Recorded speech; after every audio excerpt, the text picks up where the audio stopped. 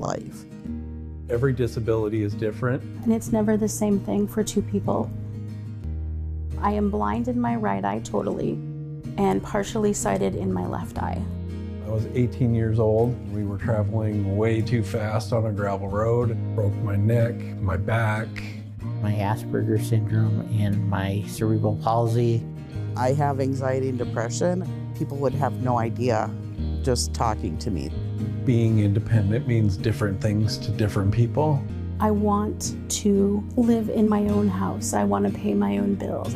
Live independently and not rely on other people. When someone is not able to live as independently as they can, it does have a detrimental effect on people's physical and mental well-being.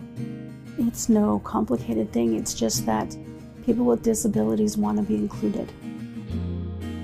Plenty of people get stuck in ruts when they feel like they can't overcome something in their life. That's where Lift comes in. Living independently for today and tomorrow. Lift. We help people of all ages and all types of disabilities find the resources or acquire the skills to live as independently as possible.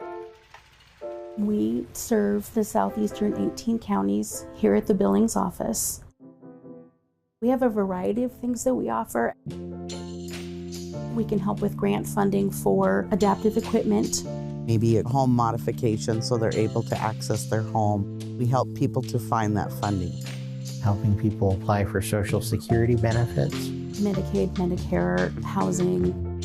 They have a peer support group. Peer support, I think, is key. Sharing life experiences is one of the most powerful things to help people who might be new to disability, who might be struggling with their disability. Youth transitions is kids that are transitioning out of high school. They need to learn those adulting skills. It might be rent an apartment, learn how to grocery shop, budgeting. Help someone advocate for themselves in a school or an employment setting. One of our biggest strengths is providing folks with information and referral. If we can't help you, we hope to know who can. A lot of times we'll have a potential consumer call in and they think that they just have one need, and it turns out that we end up finding 3 or 4 things we can actually do for them. You can just come in and say, hey, I feel like I have this going on. Can you help me? And we can, which is so cool to me. I love that. Most of us on staff at Lift have identified ourselves as having one or more disabilities.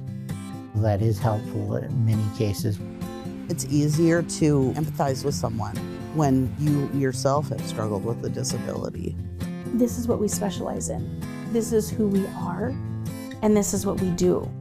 And it costs nothing to go to Lift. It's a nonprofit organization and they're there to help. Somebody that was a consumer that was working with Lift was asked to do an art project. He visualized that the balloon helps to lift people up. And then it became the logo, and it's stuck. There's been success on all kinds of levels. It's really rewarding to have a consumer go, hey, I was able to do this by myself today.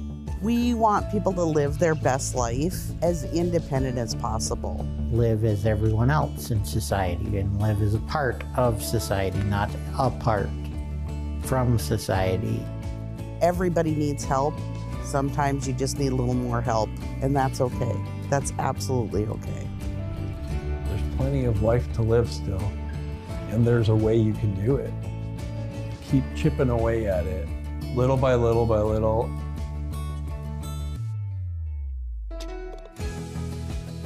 Knowledge is power. Let's share it, for crying out loud. Send us an email, give us a call. We'll do our best to help. We can definitely help figure out what your needs are and get started on that. We're one of many steps in the path to independence, and we're happy to be serving people here in the community.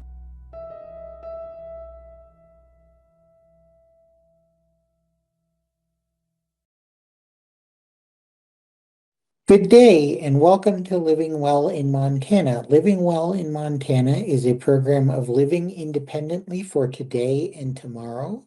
LIFT, LIFTT, as we style ourselves.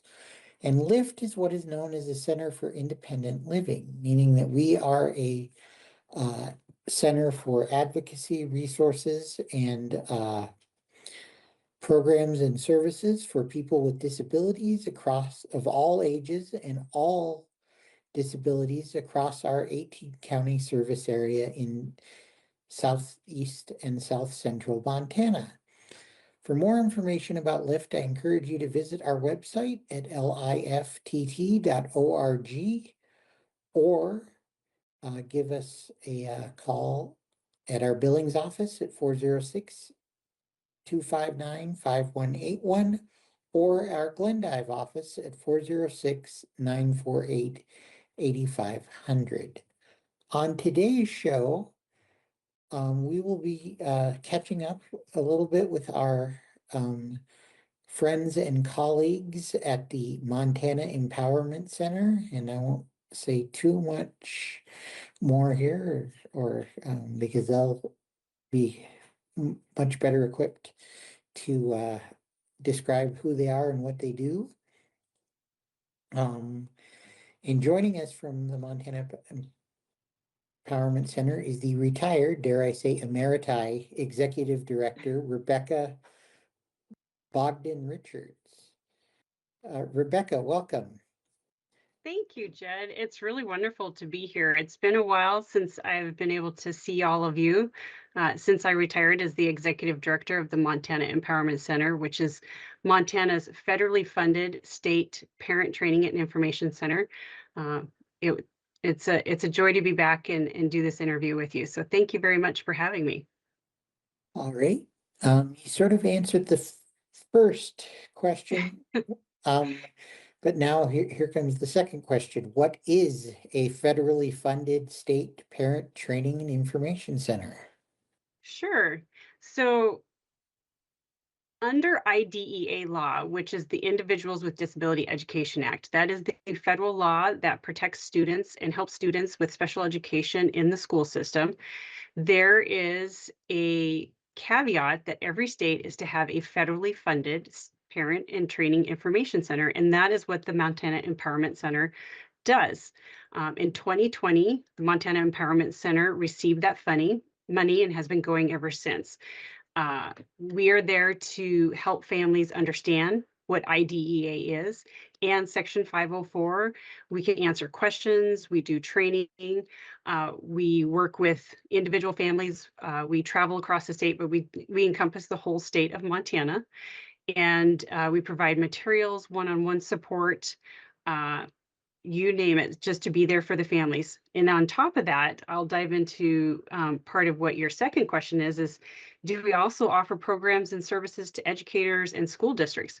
We certainly do. A lot of our training and stuff is also professional development for the school district, and we will work with them as well. And that is part of our charter, is to help families and the school district so that they can all come together to help understand the IDEA law better. Okay. Yeah, so again, if I remember correctly, Montana Empowerment Center is largely staffed remotely, right? That you've got folks all over the state. Correct. We do. We do have a main office in Great Falls, Montana, but we do have staff, and the majority of our staff does work remotely. The staff all have a specific tie, or are all tied to individuals with disabilities, where they themselves either have a disability or they have a child that has a disability. So they really understand it in a very meaningful way. So they have interacted with the school districts, they've interacted with disability services, so they understand it. And on top of that, the board of directors that oversees the Montana Empowerment Center, they all themselves are very actively involved in the disability world in Montana, where they either have a disability or they have a child with a disability. It's also a requirement that more than 50% of the board be representative of IDEA, where they have a child that falls in one of those categories. And it's a very similar clear. to a requirement we have. It's a very similar to a requirement we have in the independent living world about staff and board members having a disability or experience with a disability in their family. So that's very interesting.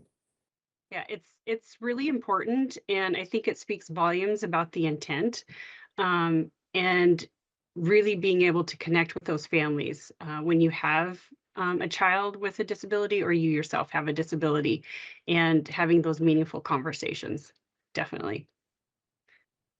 So, and then your next question on, are there any specific requirements to receive assistance from the Montana Empowerment Center? And no, anyone can call up and ask questions and get information. And the other thing is that we have a lot of our printed materials right on our website, which is mtempowermentcenter.org.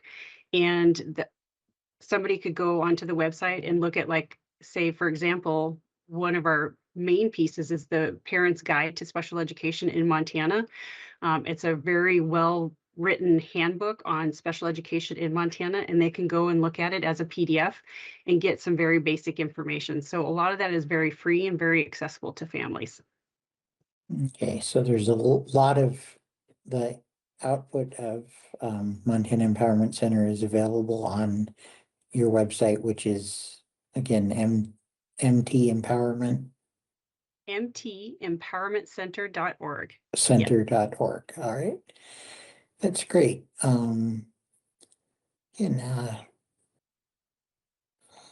What so again, and maybe we can go through this again, probably not at some length, but not too much because of time here. But do you have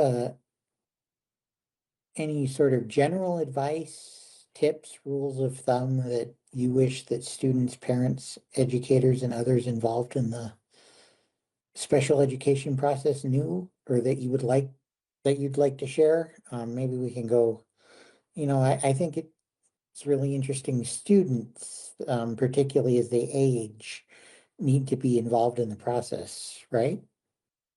Right. And Jed, I think you bring up a very good point in involving those students when they start to transition out of high school into being a young adult.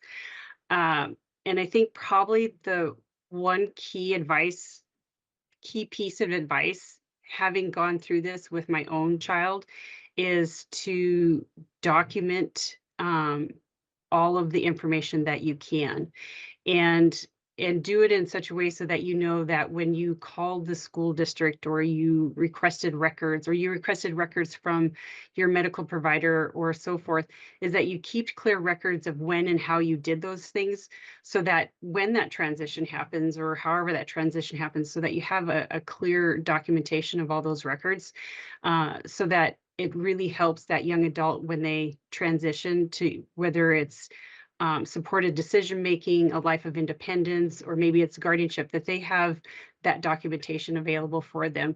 And then it really helps the parents and the school district be on the same page, if as a parent or as a student, they themselves, if they're helping navigate that they have that documentation of, like, all right, this is the conversation that we had, and so forth. That would probably be the one piece of information. Probably the second piece of information is just be as involved as you can with your child's education. I think that's a really key piece as well. For parents, yeah. I mean, it's important that parents are involved in their child's education, and make the time to attend not just the IEP meetings, but the events and the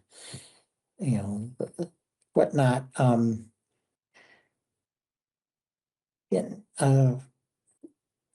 Sort of, and again, what are the sort of things you see on a day-to-day basis at the Montana Empowerment Center? I mean, is it just families sort of wondering who are navigating these situations for the first time, wondering where to go, or? Jed, that's a really good question. And we see all of it. We see families who are going, my child is just really struggling in school and we're just not really sure where to go. And so they're questioning, do I pursue special education? What does that look like? Or we might have families who may have been involved in special education for several years and they're just really concerned with where their child is at in that process. And then we are seeing, a number of families who are transitioning from their high school experience to what that a young adult experience is looking like. And they're going, what are those resources out there for my family? And so we're seeing it all. And so we're trying to make sure that families have the resources, and we lean on our partners, such as you at the Independent Living Center, going, how do we help our families? What does that look like? And we're bringing that disability community together to make sure that families have the best information that they can at their fingertips. Right.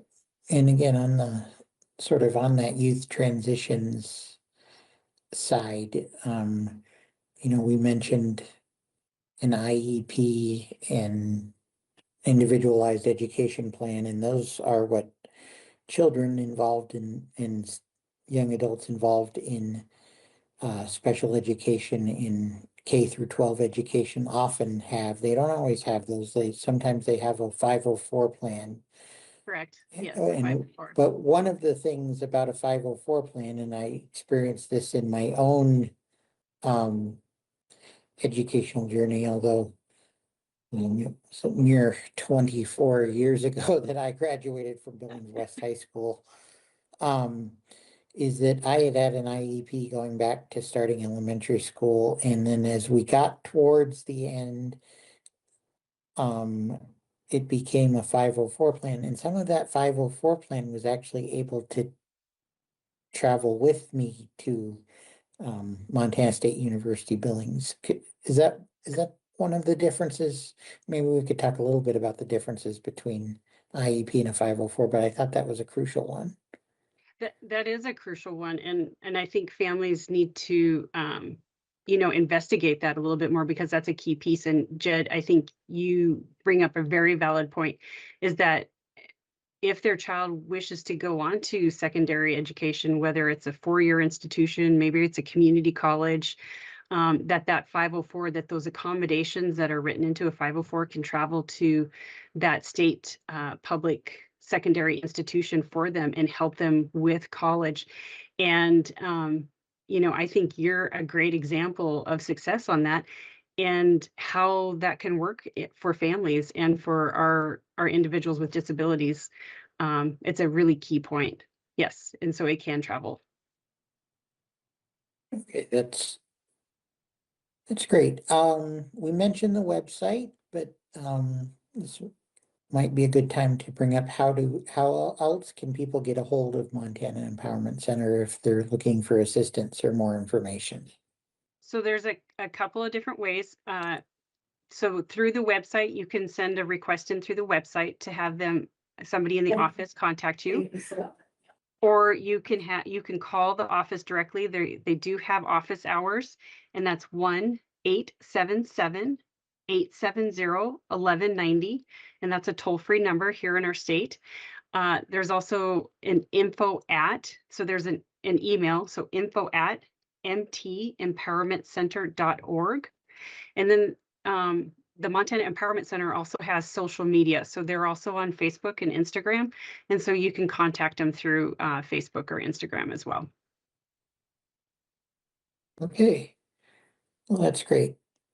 One of the things I wanted to touch on today is that with all of the conflicting sort of headlines, I mean, and again, education, public education, special education is one of those things where you've got multiple layers of government involved. You have the local school districts, and then you have the state government through the Office of Public Instruction, and then you've got the federal government involved. And at times there have been issues and advocacy done at all levels to ensure that these laws and civil rights are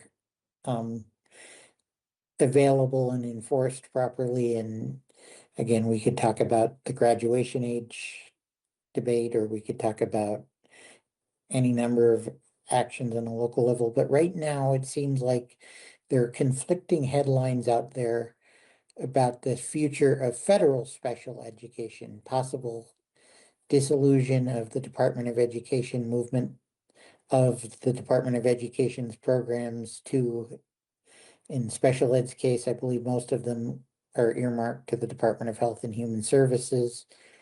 It is very hard to separate fact from fiction, rumor from speculation. Is there anything definite that MEC has learned that you can share, or a particular source of information you might recommend for those interested in these goings on? Jed, I do have to say, I think that's a very loaded question, but I think you are spot on when you bring up in how people can advocate for these issues and concerns that they have when it comes to special education. And so the things that I would say is to encourage people to investigate credible news sources to get the information about the Department of Education. A couple of things that I would say is that IDEA is settled law. So that law is still settled. It has not changed. It's still a settled law. What is still a little concerning is that the president has not put in his budget funding for IDEA. So this would be where people could say, I'm going to advocate for the funding, which is a congressional piece, to fund special education and ensure that that happens. And then also ensure that that federal money comes to the state and is also appropriated funding. Funding goes to the local level. And so this is where families can say, all right, I want to actively get involved. I want to call, I want to write, I want to get involved. And so it's difficult. It's kind of a moving target. They haven't gotten rid of IDEA law, but it's the funding for special education that has not been put in place. And as a caveat to the caveat here, one of the things to know is that when they say that the president has proposed something in a budget, in Montana, we're used to a state budget process where the governor's budget is the start of the debate, where literally by law, those are the numbers they start the legislative session with and work from there for the most part. Federal government does not work like that. A president's budget is a statement of, is his suggestion or his administration's suggestion, but Congress is under no obligation, either statutorily or by tradition, to even look at it. Correct. So that adds another complicated thing to the mix when they say that the president has zeroed something out in a budget or added a bunch of money in his budget. That's always something to have in the back of your mind as an advocate. But to draw to the advocacy piece, again, it's important for parents to advocate for their children. It is also important for the student to be an advocate for themselves.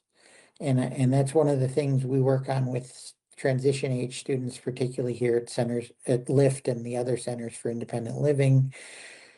But is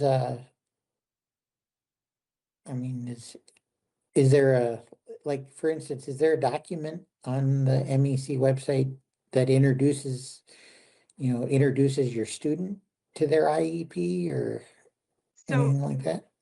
Actually, the Montana Empowerment Center has a training that works with that transition age students on all of those pieces, and it kind of meets the student where they're at to introduce them about pieces of their IEP and how to get involved in that process and what those pieces are. And so that training could happen anywhere. It can happen virtually. And if you're interested in training, I would reach out to Montana Empowerment Center and say, we're looking at this training.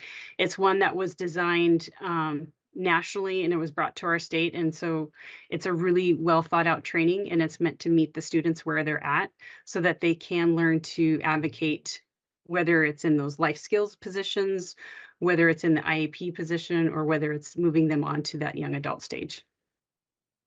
All right, just a few minutes left here. Would appreciate it, and I think our viewers would too, if you remind them of websites and phone numbers and things like that. Certainly. So again, to get a hold of the Montana Empowerment Center, it's mtempowermentcenter.org, or you can call 1-877-870-1190. Or again, you can look up on Facebook, which is the Montana Empowerment Center.org, or Instagram. So there's several ways that you can get a hold of them. And also on their website, they have a great newsletter that they send out twice a month that's loads of information. And they also share a lot of information from their partners, different trainings and events that are going on. And those are also archived on the website. So if you want to go back and see what they entail, it's a great resource of information. And then there's all the printed material on the website, such as like the Parent's Guide to Special Education in Montana, and some different tip sheets. Alrighty. Rebecca Bogdan Richards, Yes, the thank you. retired director of the Montana Empowerment Center. Thank you for joining us today, Thank and you. thanks to the Montana Empowerment Center and the team currently there for their partnership with LIFT and the other centers for independent living in Montana. We really value the work we do together. This has been Living Well in Montana. Living Well in Montana is a program of living independently for today and tomorrow. LIFT, L-I-F-T-T, as we often style ourselves. LIFT is a center for independent living, meaning we are a hub for programs, services, resources, and advocacy for people with disabilities of all ages and all types of disabilities, physical, mental, developmental, invisible, visible. We cover the whole gambit. And for more information about LIFT, I encourage you to visit our website at lift.org, or give us a call in Billings at 406-259-5181, or at our office in Glendive at 406-948-8500. Thank you and good day.